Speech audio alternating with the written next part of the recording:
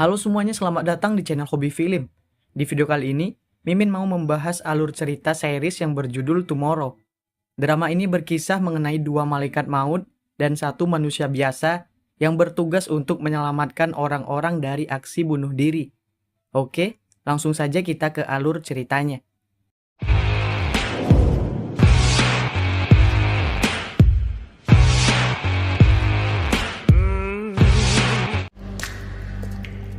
Di awal film, terlihat Koryon yang berjalan sendirian dalam bangunan kosong yang gelap. Rupanya setelah berkomunikasi dengan Lim Ryunggu, di situ Koryon hendak menghentikan percobaan bunuh diri massal, di mana ada sekelompok orang dalam mobil yang sengaja menghirup gas beracun. Untuk memberikan rasa penyesalan, akhirnya Koryon membawa mereka pergi menggunakan mobilnya sekaligus memberi rasa takut saat menghadapi ajal yang sebenarnya. 다들 죽자고 모인 거 아니야? Sehingga dalam perjalanan pun mereka terus meminta maaf dan menyesali apa yang telah diperbuatnya. Lalu mereka juga berjanji tidak akan berniat bunuh diri lagi, sampai akhirnya Koryon pun dapat menyelamatkan mereka semua.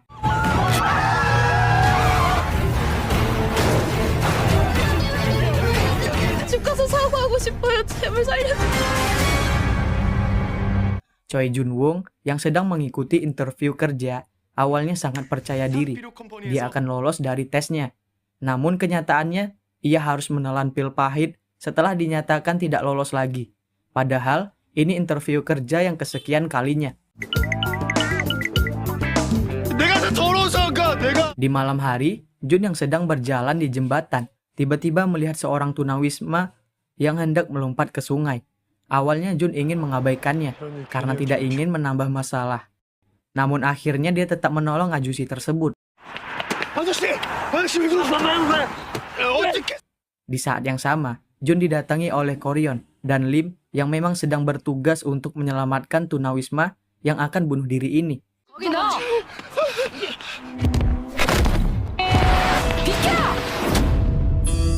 Koryon langsung menasihati ajusi ini dengan kata-kata pedasnya, sehingga Jun tidak terima dengan cara Koryon menasehatinya. Ia pun langsung marah-marah. Ajusi yang semakin tertantang kemudian melompat dari jembatan dan naasnya Jun pun tak sengaja ikut terjatuh ke dalam sungai tersebut.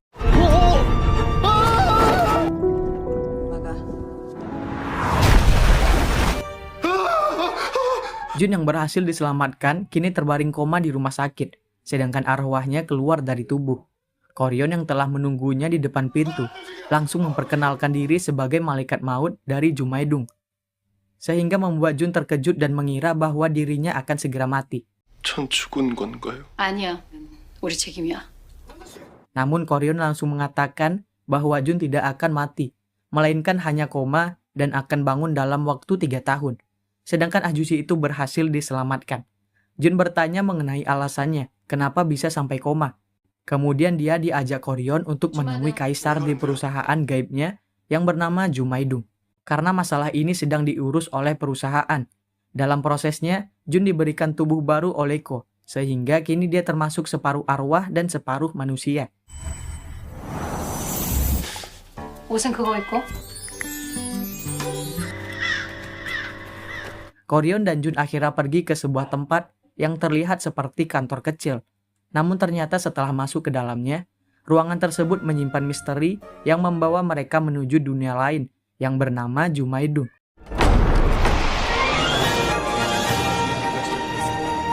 Di Jumaedung, kita bisa melihat sebuah perusahaan yang mirip dengan di dunia manusia, di mana banyak karyawan yang lalu lalang dengan kesibukannya masing-masing. 옥황상제. Kini Jun telah sampai di ruangan sang kaisar. Lalu Koryon pun izin pamit meninggalkannya. Ketika sedang menunggu, tiba-tiba Jun dikagetkan oleh seorang ajuma yang membawa minuman untuknya. Dan tanpa disangka, ternyata dia adalah kaisar di Jumaedung. Scene berganti memperlihatkan Park Jong-gil di sebuah klub malam. Dia bertemu dengan seorang pria yang ternyata telah mati akibat perkelahian antar geng. Jong-gil yang bertugas sebagai malaikat maut ini sengaja datang untuk menjemput arwah pria ini dan membawanya ke Jumaidung. Saat melakukan rapat, beberapa malaikat maut tak setuju dengan adanya tim manajemen resiko yang dipimpin oleh Koryon. Hal ini disebabkan karena mereka hampir menghilangkan nyawa manusia yang tak ada hubungannya. Salah seorang di antaranya malah nyeletuk bahwa tak pantas jika mempekerjakan sosok dari neraka untuk tim manajemen risiko. Sehingga Koryon langsung menyelah bahwa mencampuri urusan pribadi tak ada hubungannya dengan pekerjaan. Sementara itu, sang kaisar yang masih mencari solusi dari kondisi Jun yang tiba-tiba koma, kemudian memberikan dua pilihan, yaitu Jun bisa bangun dari koma selama 3 tahun dengan hidup seperti ini, atau dia bisa bangun dalam waktu 6 bulan dengan syarat harus bekerja di Jumaidung. Selain itu juga akan mendapat keuntungan lain berupa tiket masuk untuk bisa bekerja di perusahaan yang ia inginkan.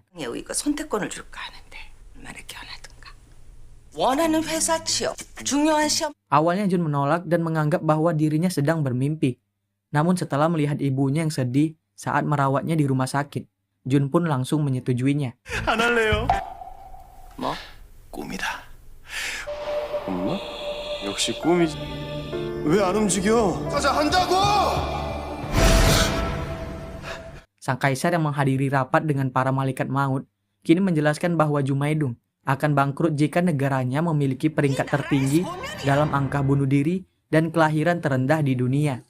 Sehingga sang kaisar masih memberikan kesempatan pada tim manajemen resiko untuk meneruskan pekerjaannya. Tapi dia juga memperingatkan Koryon, jika gagal dalam menjalankan tugasnya, maka dia akan menyetujui keputusan forum untuk membubarkan timnya. Ko menginginkan anggota tambahan, kini ia masih kesulitan untuk mendapatkannya, karena tak ada malaikat maut lain yang ingin gabung ke dalam timnya. Ko dan Lim yang hendak pergi bertugas, tak sengaja bertemu dengan kaisar yang sedang berjalan bareng Jun. Sang raja meminta mereka untuk membawa Jun ikut bertugas, karena jika menolak, maka mereka harus membuat surat permohonan atas kelalaiannya saat bertugas, sehingga Lim langsung menyetujui permintaan dari sang kaisar. 최준호 씨도 데리고 가. 네? 네, 데려가죠. 임대리. Sebelum pergi, Ko mewanti-wanti kalau Jun agar tidak ikut campur dengan urusan target saat bertugas. Lalu mereka pun pergi ke tempat target yang harus diselamatkan. Target kali ini bernama Yunbi, yaitu seorang penulis di sebuah acara TV. Dalam aplikasi Jumaidung, Yunbi ini diperkirakan akan bunuh diri dengan aura negatifnya yang mencapai 90%.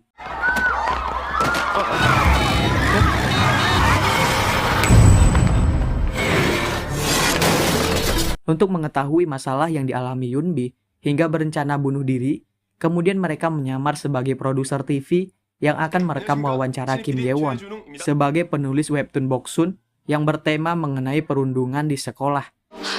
냄새나. 시간 조별 수업이래. 자연스럽게 내 일상이 돼. Karena Yunbi memiliki trauma masa lalu, akhirnya dia mencoba menghubungi atasannya untuk mundur dari wawancara tersebut. Namun sang atasan malah memarahinya dan menyuruh Yunbi untuk terus maju. Dengan terpaksa, Yunbi tetap mewawancarai Ye-won dengan bantuan tim manajemen resiko, meski dengan perasaan gelisah. 보다 학폭 피해자들에게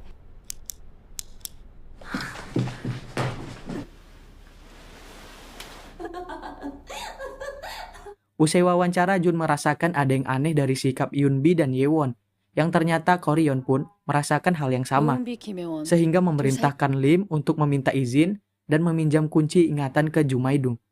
Lim yang berhasil meminjam kunci ingatan, kemudian langsung diberikan pada Ko. Namun sayangnya alarm jam Lim ikut bunyi, yang artinya sudah memasuki jam pulang untuk Lim. Alhasil, Ko pun memasuki ingatan Yunbi bersama Jun. Sebelum masuk ke dalam ingatan, Ko mengingatkan Jun untuk tidak menyentuh apapun dan jangan pula ikut campur di dalam ingatannya. 끼어들지도 마. 쫄리면 여기서 기다려.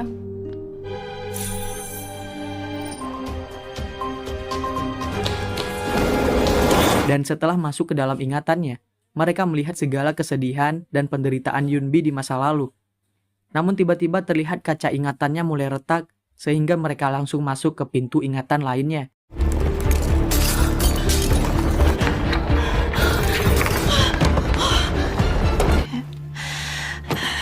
Tapi tak lama, gedung-gedung mulai berputar tak beraturan, sehingga Ko dan Jun berusaha lari menuju pintu selanjutnya, yang membawa mereka ke dalam sebuah kereta bawah tanah.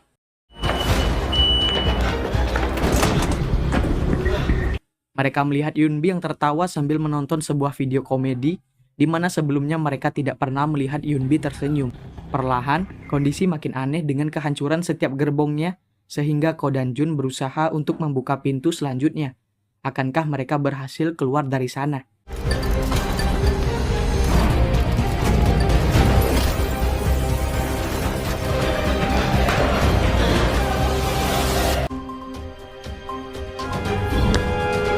Saat mereka memasuki ingatan Yunbi, Jun hampir tertabrak oleh murid lain, sehingga Ko langsung mengingatkannya agar tak sampai menabrak dan menyentuh mereka.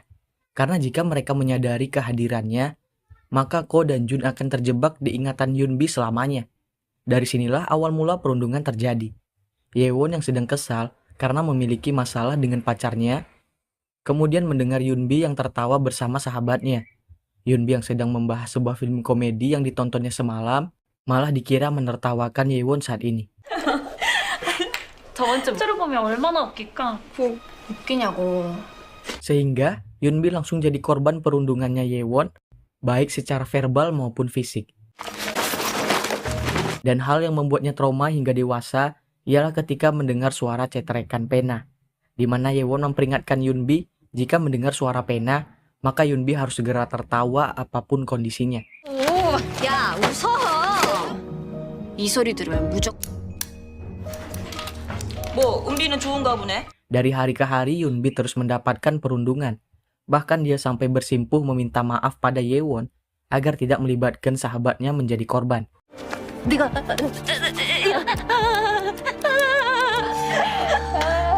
Jun yang sudah diperingati sebelumnya, kini tak bisa menahan perundungan yang dilakukan oleh Yewon, sehingga dia terlihat oleh mereka dalam ingatan Yunbi ini. 넌 누구? Nah, dari sinilah kekacauan mulai terjadi karena kesalahan Jun. Ko harus membawanya kembali mencari pintu awal yang mereka masuki. Namun saat mencoba kembali, kondisinya sudah mulai berubah dan hancur secara perlahan. Sehingga Ko mencari pintu lain yang bisa dimasuki kunci tersebut. Dan untungnya pintu berhasil terbuka, lalu kini membawanya ke dimensi lain dari ingatan Yunbi yang ada di akhir part 1 kemarin.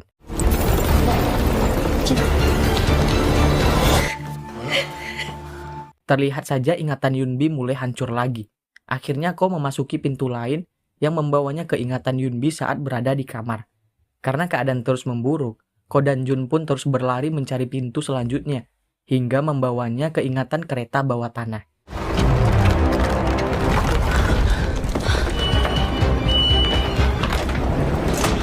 Di mana Yunbi tertawa melihat sebuah video komedi yang disukainya. Kondisi yang makin mencekam membuat mereka panik saat membuka pintu selanjutnya.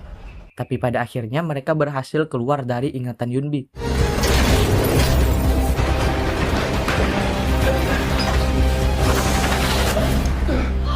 Koryon marah karena Jun telah melakukan kesalahan. Ditambah kesal karena kunci ingatannya tak sengaja rusak oleh Jun. 그게 왜? Yewon yang bertemu dengan kedua teman sekolahnya dulu, kini baru sadar bahwa penulis TV yang mewawancarainya itu adalah Yunbi, yang dulu menjadi korban bullyingnya. Seolah tak bersalah, Yewon malah lupa dengan apa yang telah ia lakukan pada Yunbi di masa lalu. Sedangkan Yunbi yang harus menyunting perkataan Yewon dari hasil wawancaranya, semakin trauma karena kisah perundungan di masa lalunya. 무엇보다 학폭 피해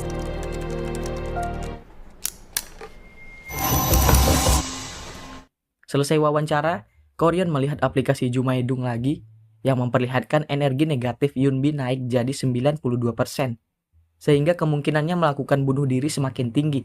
Yunbi yang menghubungi atasannya tetap tak mendapat pembelaan, lalu tak lama datang Yewon yang malah merundungnya lagi. Sehingga Yunbi makin yakin untuk melakukan bunuh diri. 때 저 얼마나 괴롭혔는지 아세요? 통화 끝까지 하지? 왜? 뭐 이번엔 무서움이야. Jun yang berhasil mengejar Yunbi, kini mencoba membantunya agar mengurungkan niatnya untuk bunuh diri.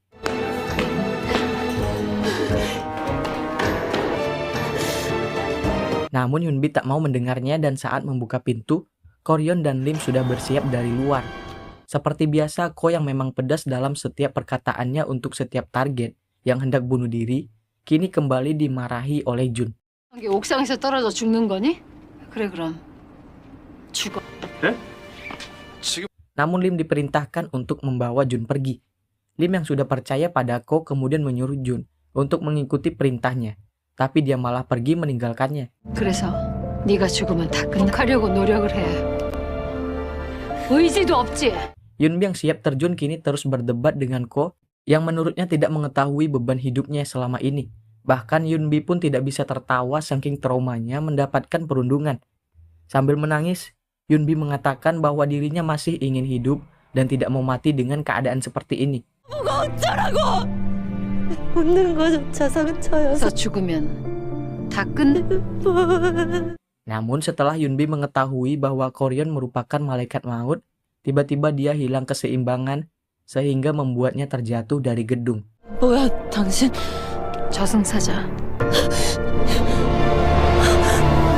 Saat terjatuh, setiap ingatannya muncul kembali sehingga dia mengatakan lagi bahwa dirinya masih ingin hidup, yang seketika langsung ditolong oleh Ko hingga selamat. 넌 살자. Sebelum pergi, Ko kembali menasihati Yunbi untuk bisa bangkit dari keterpurukan dan menjalani hidup dengan bahagia. 아무 이유 없이 괴롭힌 감히 너를 함부로 대하도록 내버려 두지 마.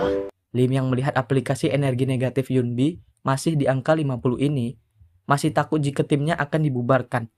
Lalu tak lama datang Jun yang membawa seorang pelawak kesukaan Yunbi yang bernama Pak Jang. Sehingga Yunbi langsung tertawa melihat gurauannya. 과장 그것은 나 웃었어. Jun merasa senang kemudian memeluk Yunbi sambil menyemangatinya agar bisa menjalani hidup lebih baik. Dan tiba-tiba muncul notifikasi aura negatif Yunbi turun drastis menjadi 20%. 저럼 웃어요. 고맙습니다. 그래? Sehingga Lim pun merasa heran karena baru kali ini melihat warna berbeda dari notifikasi aplikasinya. Koryon yang teringat perkataan sang kaisar mengenai perbaruan aplikasi The Red Light kini mulai paham bahwa arti dari warna hijau ini adalah Yunbi tidak akan mencoba bunuh diri lagi. Dan artinya mereka berhasil menjalankan tugasnya kali ini. Jun penasaran nasib Yunbi jika gagal diselamatkan. Kemudian diberitahukan oleh Lim di mana jika Yunbi berhasil bunuh diri, maka ia akan berjalan di neraka dengan penuh rasa penyesalan sambil mendengarkan tangisan dari setiap orang yang berduka karenanya. Setelah tugas selesai, kini Ko mendatangi Yewon untuk memberinya pelajaran. Ko meminta Yewon untuk meminta maaf pada Yunbi. 은비한테 진심으로 사과해. 아, 짜증나. Namun dia mengabaikannya sehingga Koryon langsung mengirim Yewon ke dimensi lain, di mana dirinya kini berperan sebagai Yunbi yang harus merasakan perundungan dari bayangannya sendiri. 하는 게 참 즐겁나 보다 너는.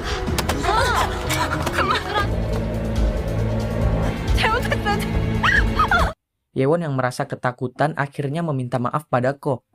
Namun tak semudah itu memaafkan perundung yang telah membuat seseorang trauma akibat ulahnya. Sehingga Ko pun membongkar faktanya di media bahwa sebenarnya Yewonlah seorang perundung yang mengganggu temannya saat di sekolah. Setelah terungkapnya fakta, Koryon memberitahu Yewon bahwa dirinya akan dibenci oleh orang-orang yang bahkan belum pernah ditemuinya. Bahkan dua teman Yewon pun tak luput dari hukuman Ko. 이젠 니들 참. Yunbi yang telah berubah pikiran pun ini siap untuk diwawancara atas perundungan yang ia alami. Di Jumaidung, Koryon menemui sang kaisar dan agak kesal karena sebenarnya pembubaran tim itu hanya gertakan sang kaisar saja, di mana sang kaisar menginginkan Ko untuk segera bertemu dengan seseorang yang harus diselamatkannya. 할 거라고 했잖아. 근데 좀 이유가 뭐가 있겠니? 빨리 그 사람 진짜 살려야 할. Kaisar mengatakan bahwa suatu saat Ko akan bertemu dengan orang yang dimaksudnya, karena dengan hal itu Ko bisa mendapatkan apa yang diinginkannya. Dalam kegelapan, Ko duduk termenung sendirian. Lalu cerita pun flashback saat Ko terus berjalan di sebuah terowongan.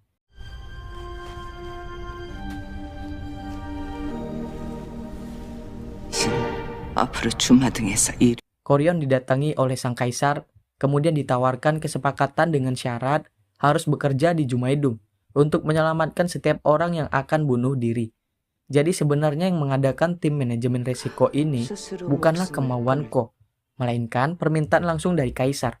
Dengan ganjaran, akan mengabulkan keinginan Ko jika berhasil melakukannya. 살아있음의 소중함. 그 가... 아니 깽판 치고 나간 사람을 왜 Saat rapat, Ko yang mendengar Jun ditolak di setiap divisi akhirnya menerima Jun untuk bergabung bersama ke dalam timnya. 해주는 건 다시 콤마. 제가 받을게요. 제가 받겠습니다.